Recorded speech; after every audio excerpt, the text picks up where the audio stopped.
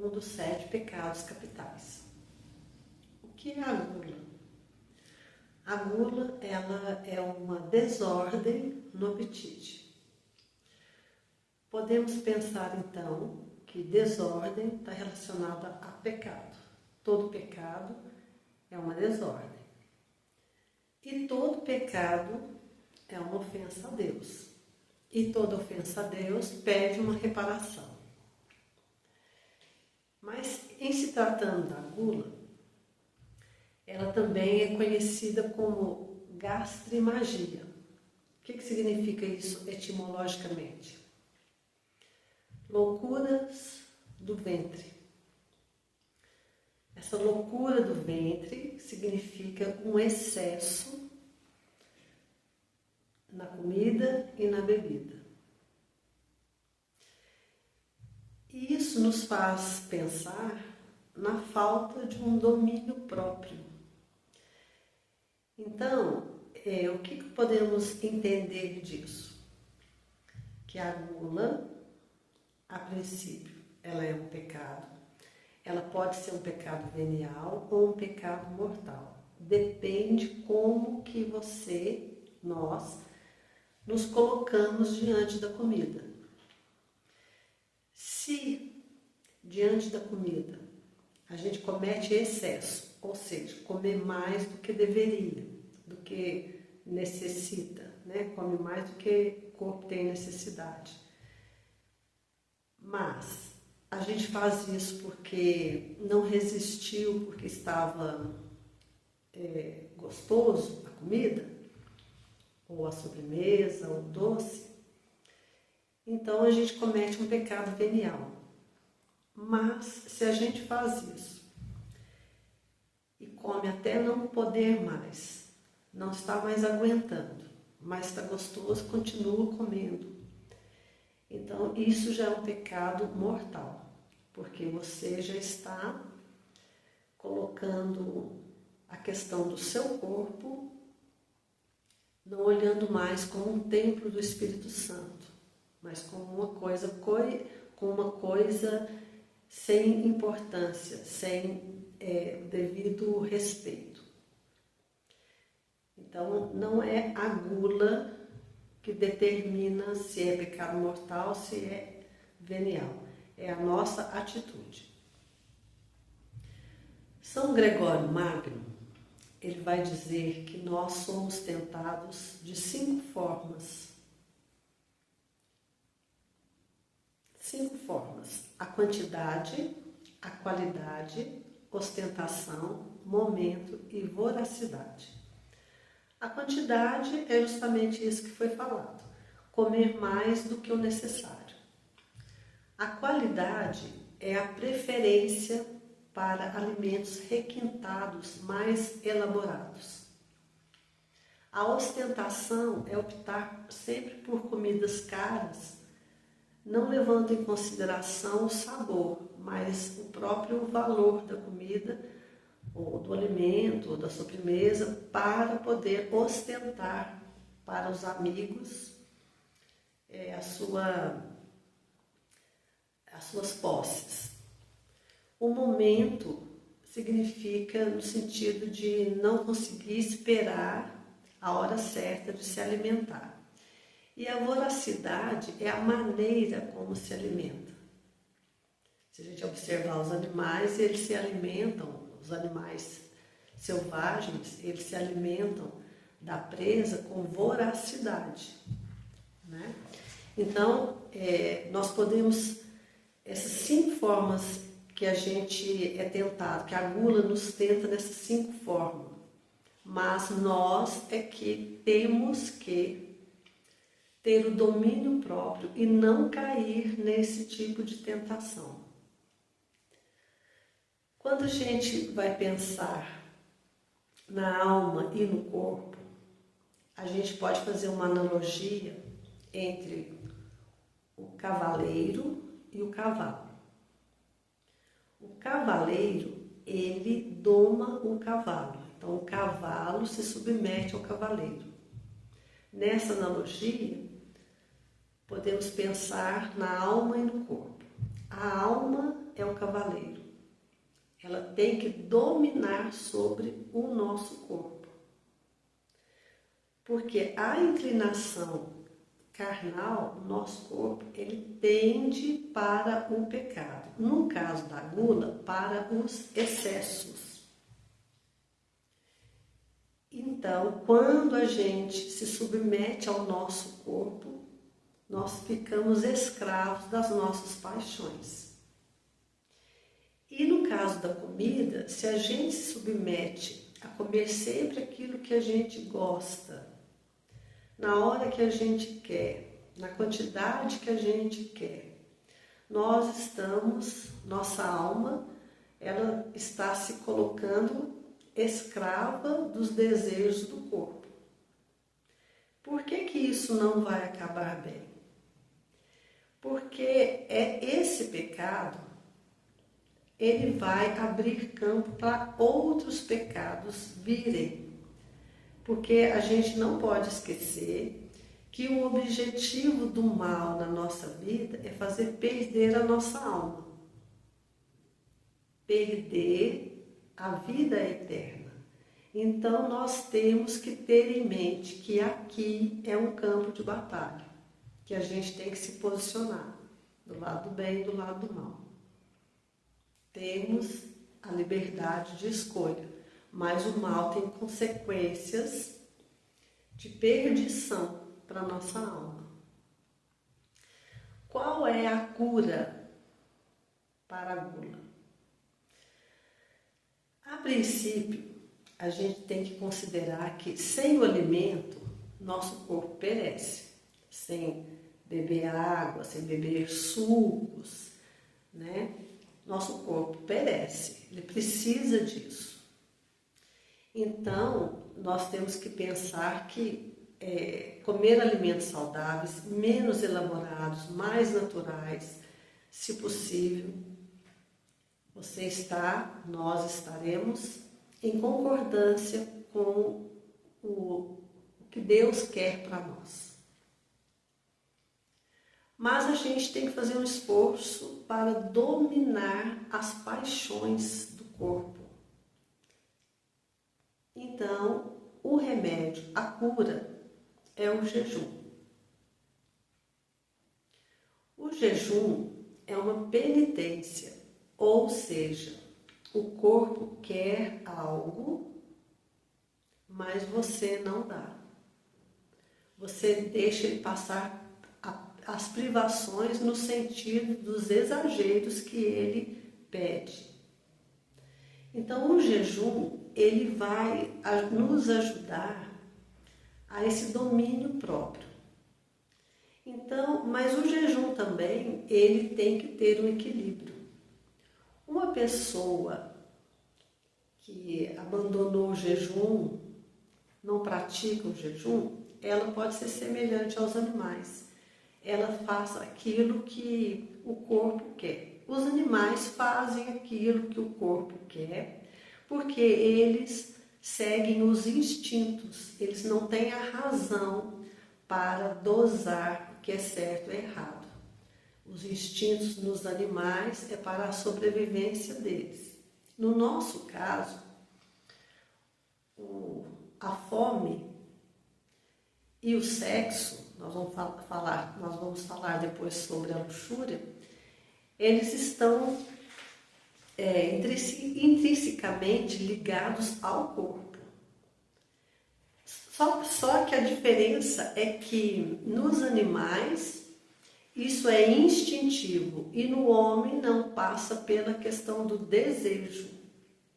Então nós temos que dominar nossos desejos carnais, porque nossos desejos, por conta do pecado ter entrado através de Adão e Eva, nossos desejos estão desordenados. Então nós não podemos seguir muito o que nos mostra os nossos sentidos. Nós temos que ir pelo o que nos mostra pela palavra de Deus. Um exemplo. Na Bíblia está escrito, Deus diz, diga o fraco, eu sou forte. Ele está falando para o fraco dizer que é forte. Então, se ele está dizendo isso, porque o fraco, ele está se sentindo fraco, ele está se percebendo fraco, ele vê que ele é fraco, então os sentidos dele mostram que ele é fraco.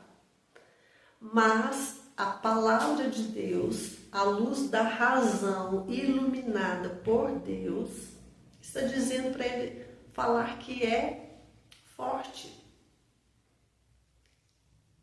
Então, nós não podemos andar por vistas, ou seja, pelos nossos sentidos. Nós temos que andar pela palavra.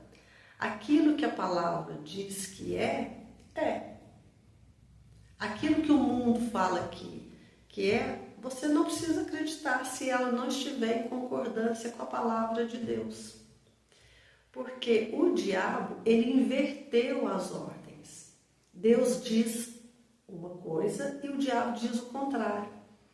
Como aquele vídeo anterior a esse que eu disse sobre os 5 pecados capitais, quando eu conto o que aconteceu no Éden, quando Deus fala não coma daquele fruto e o diabo falou que era para comer porque eles seriam iguais a Deus, ou seja, disse que Deus tinha mentido para eles. Então ele fala ao contrário. Ele sempre inverte aquilo que Deus fala que é. E o mundo está alicerçado nessas mentiras. O mundo não está alicerçado na palavra de Deus. Ele está alicerçado nas mentiras de Satanás. Então não podemos andar por aquilo que nos é mostrado, porque isso é causa de muita perdição, porque a pessoa passa a acreditar nas mentiras, para fazer com que ela fique cada vez pior. Se Deus diz que te perdoa, Ele perdoa. Pode ser o pecado maior que a pessoa tenha cometido, se ela arrependeu e pediu perdão, Deus perdoa. Por que eu estou dizendo isso? Porque muitos santos místicos da igreja tiveram revelação do julgamento da alma. Quando as pessoas estão na hora da morte, Satanás vem com a sua última tentação para fazer perder aquela alma. Então, as primeiras coisas que ele faz é convencer a pessoa que ela não está salva. Mas se Deus diz que perdoa, está perdoado. Não há o que ter dúvidas, porque a dúvida é a ausência da fé. Voltando na questão da gula, a prática para combater esse pecado é o jejum. Se a pessoa não faz jejum, como foi falado, então ela vai se assemelhar aos animais que se entregaram aos instintos, né? Se ela fizer um jejum exageradamente, ela vai desenvolver soberba, ela vai ficar semelhante aos demônios, por causa da soberba. Então, o que é preciso fazer? O equilíbrio. A pessoa pode fazer um jejum parcial, ela pode tirar algum alimento que ela gosta, abster-se daquilo que não edifica a vida dela, aquilo que destrói a família ou o corpo dela. Por exemplo, a embriaguez é um estado que destrói a família, destrói a pessoa, destrói a família e destrói o relacionamento dela com Deus. Então, esses tipos de alimentos, ela tem que se abster, não parcialmente, total. Ela tem que fazer a escolha da salvação dela. Ela tem que ser sóbria para entender o que Deus está direcionando, o que Ele está falando com ela. Agora, tem um jejum que, quando a pessoa está iniciando, ela pode fazer, ela pode começar assim. É um jejum que, antes dela dormir, se ela vai dormir 10 horas, no caso às 22 horas, 23 horas, meia-noite, quando ela for dormir, ela abre um jejum. Como que é abrir um jejum? Você tem que falar para Deus que você está abrindo um jejum. O jejum, ele tem, segundo Santo Tomás de Aquino, ele alcança, ele ajuda a pessoa a alcançar a elevação da alma, a combater a concupiscência da carne e a penitência dos pecados. Isso que se alcança com o jejum.